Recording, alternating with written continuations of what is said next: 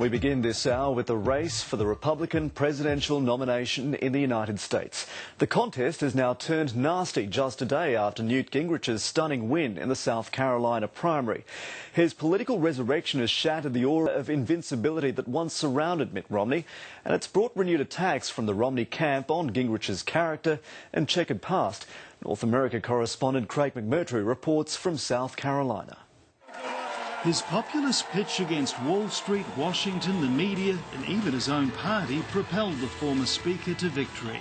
We were going to let the establishment try to tell us how to vote. He stood up to the press on 3 or 4 occasions and didn't let anybody push him around. I'm happy to be in the tradition of Ronald Reagan as the outsider who scares the Republican establishment. And frankly, after the mess they've made of things, maybe they should be shaken up pretty badly. But a day after Newt Gingrich's upset win in South Carolina, the gloves are off. He was run out of the speakership by his own party. He was fined $300,000 for ethics violations. This is a guy who's had a very difficult political career at times and has been an embarrassment to the party. Know what makes Barack Obama happy? Newt Gingrich's baggage. Newt has more baggage than the airlines. Thank you. The Romney campaign is already spending millions in Florida, sharpening the attack on the former speaker's character. Character is a big part of leadership, as is vision, sobriety, steadiness. The Gingrich campaign is firing back, saying only he's capable of going toe-to-toe with Barack Obama. In South Carolina, Mitt Romney appeared evasive over releasing his tax records. The multimillionaire now says his recent returns will be turned over this week. We just made a mistake in holding off as long as we did. It just was a distraction. As he did here in South Carolina, the former Massachusetts governor holds a substantial lead in Florida, a state where the winner takes all delegates, in a state that is now a must-win for Mitt Romney. Craig McMurtry, ABC News, Columbia, South Carolina. For some analysis, let's bring in Howard Schweber now. He's the 2011 Fulbright Flinders University Distinguished Chair in American Political Science in Adelaide. He's here from the University of Wisconsin-Madison, where his research is focused on American constitutionalism and liberal democracy. Professor Schweber, thank you so much for joining us on The World. Thank you for having me. Now, one thing we can say with certainty is that there is no certainty in the Republican race now. This time last week, Mitt Romney was a sure bet. Where did it all go wrong for him? Well, Romney's never really been all that sure of bet. He's had a very steady 25 to 27% support. And the debate has been, is that a floor or a ceiling? You may recall a few weeks ago, Herman Cain was beating him in some polls. And week after week, there's been some challenger rising. Where he stands right now is an interesting question. There's a good argument that South Carolina is not representative. The voters in that primary were 63% evangelical, more than 95% white. It's the deepest of the Deep South, and in many ways tailor-made for Gingrich's insurgency-style campaign. So it's far too early. We all want a good dramatic story. It's far too early to panic. I heard Florida described as a must-win for Romney. I'm not sure that's true. I do think that if Romney gets a decisive victory in Florida, that will essentially be the end of Gingrich's challenge. What can we say about what's coming up in Florida? To what degree is it a must-win? Because, as you say, a lot of pundits are saying that, indeed, this will be a more definitive result for Romney and Gingrich. In many ways, that's true. It's a much larger state, much more representative of the Republican National Party. It's a closed primary, so only people who registered as Republicans by January 3rd, I believe, 29 days, are eligible to vote. It's a much more mixed market, 10 media markets. There's a large Hispanic population. There's a significant Jewish population. There are very, very distinct styles of politics and economics.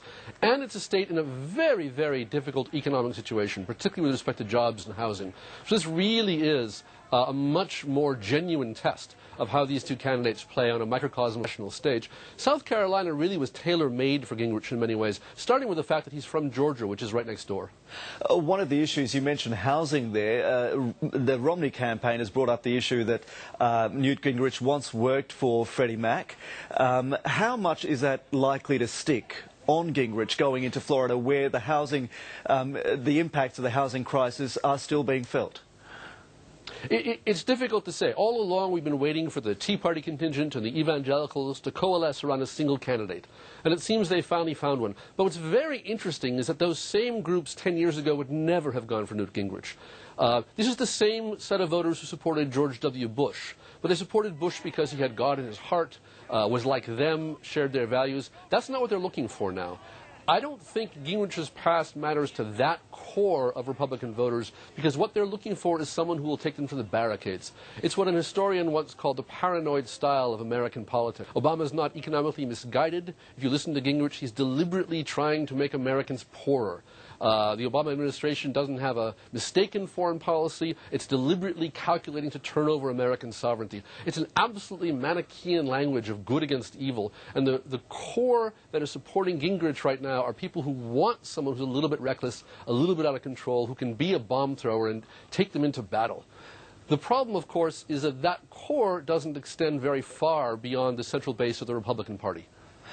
Is there a danger that those people, because some polls are putting Gingrich and Romney and Obama very much on equal footing as preferred president, is there a risk that the Republican campaign, the primaries and the caucuses, are going to ignore those people, the swinging voters who may just push one of them over the line? Oh, absolutely. This is the danger all along in primaries systems, or the American primary system at any rate. Karl Rove was the pioneer of the base plus 1% strategy, which said if you hold your base, all you need to do is reach out a little bit. But since that time, since the days of Rove and Bush, the Republican coalition has become very fractured on economic and social lines in a variety of ways. And right now, Gingrich seems to be carving out for himself a personal base that is, among other things, opposed to the Republican leadership itself. There are three pieces he needs to win. He needs money, he needs mobilizing voters, and he needs the support of the party leadership. He has at least a number of voters.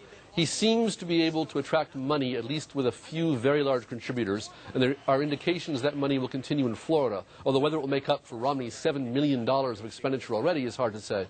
But thus far, there's good reason for the Republican Party leadership to be very leery of this guy. He has a long history of imploding, and he's a very divisive figure. So what we're watching may turn out to be an absolutely classic illustration of the problem, which is that in the primaries you have to run to the extreme, and then in the general election you have to run back to the middle. With the state of the American economy the way it is, how much do Americans care about these labels, you know, Tea Partiers, Conservatives, Republicans, Democrats? Does it move beyond that? I think it does, and I think that's sort of the point I was getting at before. So we have a group of voters we call evangelicals because they describe themselves that way. But they're not voting, at least in South Carolina, on what we would expect as traditionally religiously motivated grounds. Voters across the board at every income level, except for the very high levels, especially at the levels of low education, the most populist voters, the ones most inclined to blame the elites for their economic plight, are the ones flocking to Gingrich. And I think for them, this business of does he have personal baggage, is he a good evangelical Christian like me, is he a Tea Party or whatever, I think those things are really secondary. There's a huge amount of anger. On the Republican side, a lot of that anger is directed at Obama, and Gingrich has done a better job of tapping into that and making it his own than any other candidate. To what degree does that then impact the race going forward? Because we've seen certainly Mitt Romney become a lot more personal in his attacks against Newt Gingrich in the last couple of days. Is that likely to continue, and how are people going to respond to that? Well, in one way, he felt he had to do that, I think, because he had to show he could be as tough and as mean as Newt Gingrich. This isn't, 2000. The voters in the Republican Party are not looking for a nice guy they'd like to have a beer with. They're looking for someone who will go out there and take the battle to Obama. So Romney has to become more sharp-edged in the primaries just to prove that he's capable of doing so. Going ahead, obviously it's difficult to say, but it does seem, the most interesting statistic by far, I think, out of South Carolina, is that 45% of voters said that electability was a key criterion for them, and of those, a majority went for Gingrich. That is, there's a branch of the Republican Party that believes Obama is beatable, and they believe that with a sufficiently strong, sufficiently militant candidate, again, going to the barricades, they can bring him down. Romney has to prove that he's just as tough as Gingrich and somehow at the same time hold on to the notion that he's more electable. One of the statistics out of South Carolina as well, that many people made up their minds on that day of voting or on the day before. That's right. What does it say about, you know, the debate about the morals, you know, Newt Gingrich's ex-wife coming out and saying that he asked for an open marriage? What does it say about the electorate more broadly that he has done so well despite all of that? Well, again, rather than focus on the electorate more broadly, let's focus on the Republican core, because we're talking about South Carolina, which is absolute ground zero of Republican ideology. And for those voters, Gingrich did two very smart things, and he does them both very, very well. First, he went to war with the media. These are people who have grown up hating the media, believing it has a profound liberal bias. And so that's just part of the whole attack on elites. And every time he was hit with a nasty question about race, about his wives, Gingrich was able to turn that back into an attack on the media. The second thing that he does consummately well is he plays the role of the victim. You're picking on me, you're being unfair to me. And that resonates as well. It's an interesting mixed performance. He simultaneously gets voters of a certain stripe to empathize with him as the victim being beaten up by the elites, and to look to him as the only one strong enough and resolute enough and perhaps even extreme enough to take the fight back to them. He shares their resentment. Professor Howard Schweber, looking ahead to November, who would make the tougher candidate for Barack Obama? Well, the assumption, of course, is that it would be Romney, and I have to think that that's true. I do think that the pundits are a little too eager to write off Gingrich. There's a famously false line which said that there are no second acts in American life. Of course, American life is all about second acts. Gingrich has done a very good job of putting his past behind him. New wife, new religion, new political attitude. I really think that the attempts to drag him down by saddling him with his past are likely to fail. What's likely to hurt him is that he has a real problem with discipline. He says slightly crazy things. He sometimes speaks whatever thought comes into his head without calculating it. That could certainly hurt him. So I do think that the popular wisdom is right, that Romney is by far the tougher candidate. I think Romney would give Obama a very tough run for his money. But I would not, the voters of South Carolina are not stupid when they say that Gingrich may be more electable than we think. I want to move on to Gabrielle Giffords, of course, another big story to come out of the US today politically. She has announced her intention to resign, and there's been a lot of soul-searching in the aftermath of the shooting in Tucson, and let's take a look at some of her statement. I don't remember much from that horrible day, but I will never forget the trust you placed in me to be your voice. Thank you for your prayers and for giving me time to recover. I have more work to do on my recovery, so to do what is best for Arizona. I will step down this week. I'm getting better. Every day, my spirit is high. I will return, and we will work together for Arizona and this great country. Thank you very much. It's Gabrielle Giffords in an incredibly moving message to her supporters, announcing that she was going to step down, but that it was not over yet, that she would still seek political life, possibly in the years to come. Professor Schweber, there was a lot of soul-searching, as I mentioned, after that particular shooting about the temperature of political debate in the United States. Do you think that will or has had any impact on what we're seeing in the presidential primaries leading up to November? Not really. I mean, right, Giffords was shot by a man who was insane. Even without the keening woodwinds and the soaring strings, that's heartbreaking. Prior to the shooting, a super bright, super intelligent, rising star with a fantastic future and a great deal to contribute. It's just incredibly heartrending to hear her struggling to articulate a sentence. And of course, I hope that she's able to come back, but I wouldn't really count on it. But the people who are prone to the most virulent rhetoric seem to have no trouble saying, aha, it's other guy's fault, not mine.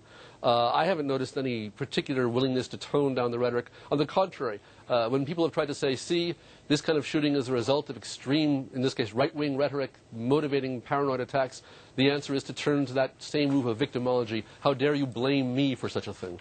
So I don't see that we've learned anything, even given the ambiguities of what exactly there is to be learned, other than that there are perhaps far too many guns in America. Right, Professor Howard Schweber in Adelaide, thank you for joining us on The World. Thank you.